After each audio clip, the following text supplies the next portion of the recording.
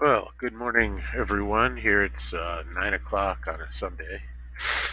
I I wanted to start the day off by making a video of the new zone that I just finished up, and calling this video "Welcome to the Jungle: The Making of Pterraxocca Jungle." And I set out this week to make a jungle environment that'll really be the end piece of episode 1 that we'll be putting on Steam. And wanted to show you the jungle and talk about how I made it. This is an unscripted video. I don't know how long I'll go, but as usual, it won't be that long. Um, I want to start off with, though, as you can see here, we have a sign: Welcome to the Pterraxocca Archaeological Dig Site." And I wanted to start off by just showing you the jungle, and then I'm going to come back and talk about how certain features of it were made. We're not going to talk about all the features. And so during this initial escarpment that the player travels through, it's designed to emulate a stone path that was excavated by archaeologists. And so um, during the off season, boulders fall and block the pass, but during the archaeological season, they clear all the boulders out. Generally, they're junior grade archaeologists, kind of college kids have to get out there and clear out all the boulders so that the elder great minds of archaeology don't have to work that hard. So, uh, sort of a pattern for life. Now, here is Pterraxocca Temple, and should be immediately obvious that it's modeled after um, South American and Mesoamerican sculpture. This is a type of structure called a ziggurat. There you go. There was your lesson for today. Most of you probably already knew that. Oh, I forgot I put my plants here. These guys don't give up, and they are hungry. Um, so here we are, running for our lives in beautiful Pterraxocca Valley, and I just want you to take in some of the color contrasts. Oh shit, they're still coming. That have been built into the map. Notice that the ground level is sort of a viney structure with a dark combination of burnt. There's some other jungle areas that I did with a high opacity paint. Some of these areas, like these large jungle plants, are not just one asset that was brought into the scene, but they are created like from multiple asset packages. For those of you that don't know what an asset package is, it's something you can license in the Unity Asset Store. And during COVID, the number of people making video games went through a sort of own little mini renaissance, and so there's a whole ton of assets that people made, making assets that people making video games could use. So here we're coming by. If you watch my last video, you'll know this is a fire aspected engine from a rune ship, and here we have one of those engines that crashed. Here's its rune ship over here. Notice the color contrast between the different parts of the ground and the walls of Pterraxocca Canyon, and how those stand out. And there's also two different types of jungle trees that were used, and by what makes them different is that they come from different licensed asset packages. Here you see a bug I'll have to fix. Patch of dirt is missing a collider, so I pass right through it. Um, One thing I really liked about this map that I wasn't expecting is you see the canopy of trees. Notice that they're casting intricate shadows on the ground. I did not expect that because generally these things are made up of a transparency, and so they don't necessarily block light because they're just a graphic. But the presence of this intricate pattern on the ground blocking the sunlight means that each of these canopies that's at the tops of the trees is, consists of several hundred polygons. So they're actual meshes that are blocking the light. Here we're in the cavern. The canyon narrows, and you look. You have a lot of great contrast between the sunlit areas of the scorched jungle and the shadowy areas. And in the shadow areas where it's a little bit dark, I accentuated those areas by putting some glowing mushrooms.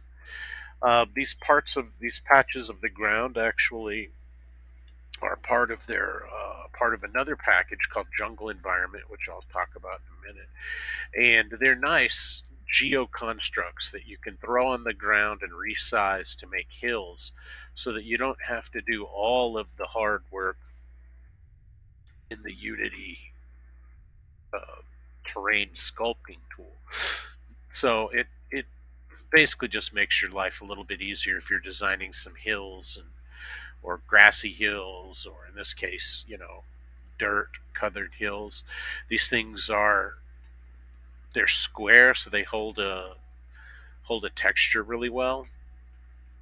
Here's a pack from a exotic vegetation pack that I had that I used these large roots. So let's look at some of these roots and how they all combine. This root comes from the exotic vegetation pack. I don't remember the pack author right now. This root right here comes from the enhance herbs and plants pack expansion, where it's harvesting collectibles. So you have these roots from the enhanced pack, this root over here from the exotic plants pack, and then this root from Aquarius Max's FAE Fantasy Fey environment, which also is where we got some of the mushrooms. This mushroom here is an enhanced mushroom from the Alchemy pack, and this mushroom here is part of the FAE Aquarius Max pack. So essentially, if you imagine just in terms of licensing assets, this scene contains assets licensed from about 20 different authors, and it's what allows us to scale and get to market so quickly. But every single asset you see here comes from a different asset pack. The stones are from a boulder pack, which I'm going to feature some of these packs in my discussion here in just a minute. But here we're running across another sunlit area, and this is the furthest reaches of the Pterraxocca Canyon. And as you can see, there's more beautiful mushrooms, and the water shader is particularly nice. I felt like that I really did like this water shader a lot. It I tweaked it a little bit, and I also added some fog.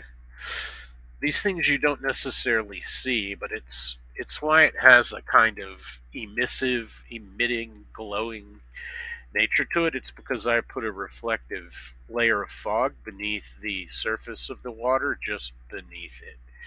And by combining certain shader effects and mesh effects and fog effects, I was able to create just the kind of water I needed. Here's another big fat tree that really adds a lot to the environment. Here, without giving too much away, the players will wrap up the plot of episode 1. This will be the final environment of our Steam release. So here we're coming on the last part of the canyons.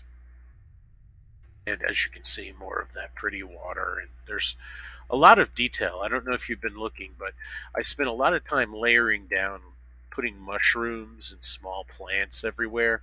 I'm going to point some of these mushrooms out. Here's a small little mushroom at my character's feet. Little mushroom. And over here is another little mushroom. So I went throughout the whole level and hand placed all these little bitty mushrooms so that would be a good point. Now here's kind of I love these puffballs from a fungus set that I licensed. Okay, so this is the jungle. It's an area with very brightly contrasting colors, and if you notice, the sky has its own fog layer. So I took a fog. Oop, another area that's bugged needs a collider. I took a low poly fog, which is why the fog itself has some geometry, and I colored it green.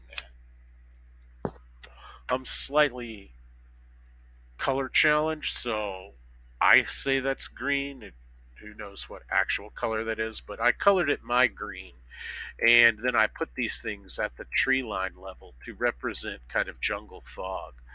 Now, also look up. There's our friends. This is the Storm Crow. There's the airship up above, and it'll play a predominant role in the last mission here as the player is meeting a couple of very powerful NPCs and feels a little nervous, so his friends decide to accompany him. And that's the Storm Crow up above there providing air support, which will end up being somewhat scandalous and cause some trouble because they'll take some pot shots at would-be allies who aren't really on your side yet, and do what dwarves normally do: cause tension in a scene. So I'm going to run back and you know show you some of these things a little bit more up close, so you can kind of get a sense of how this whole area was built. And I'll talk about it just from a process standpoint. I'm going to go ahead and make this a pretty short video, so I'm not going to go into everything, but let's come right here. This is a good spot. Okay, we're going to exit the video mode, and I'm just going to be straight up editor showing you some things in editor. So when I began to design this area, I used the Unity terrain tool, and I built out a very large flat piece of land here. And then these cliff faces weren't here, of course, so I'm going to pop some of these guys down. And then I surrounded the whole area with these dark brown with green on top um, mesas. And I surrounded the whole area with these things. So it was just a flat terrain surrounded by a bunch of brown mesas. So then I came through and I was using this jungle cliff, in this case jungle cliff C. There are only three different styles of jungle cliff, but I resized them, placed them around and ringed them around the perimeter so that each of these jungle cliffs actually snuggles up against one of these large mesa prefabs. And so by ringing the whole area with the jungle, I was able to bring it more to life. And this is in the asset store called the Jungle Pack. I don't recall the name of the publisher at this point, but you can find it Jungle Pack if you're wanting to design some of your own. And the Jungle Pack came with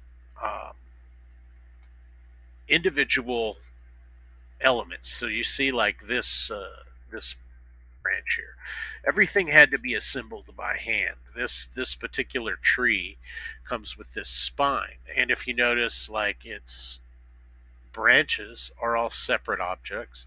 So what you do is you take all of the different pieces and you assemble them into a tree. Um,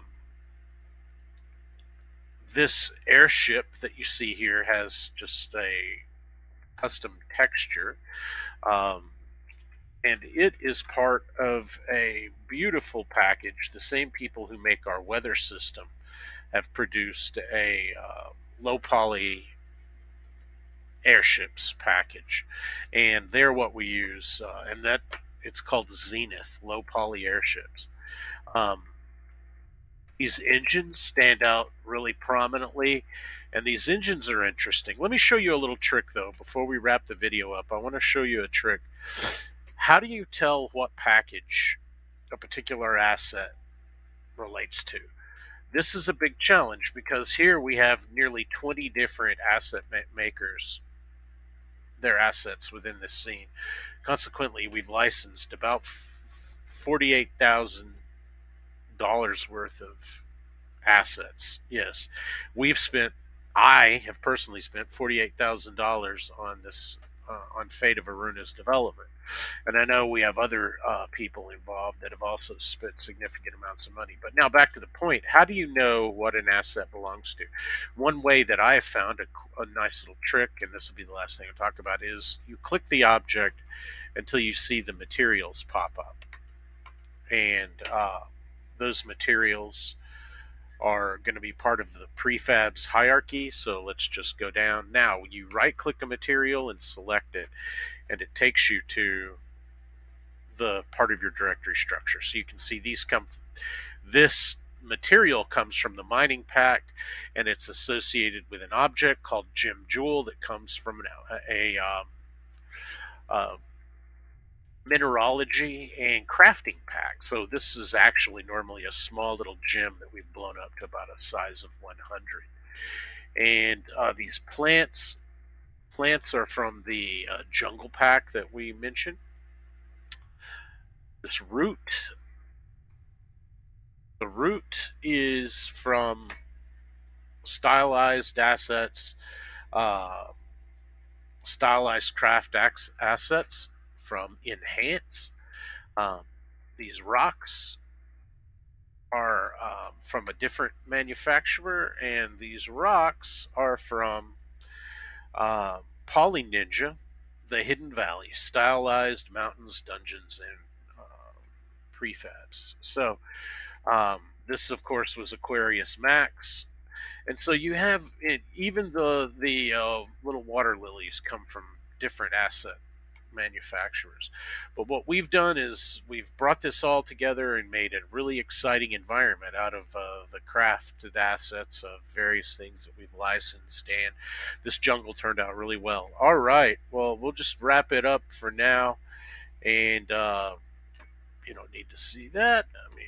We'll just close out the video. All right, well, thank you.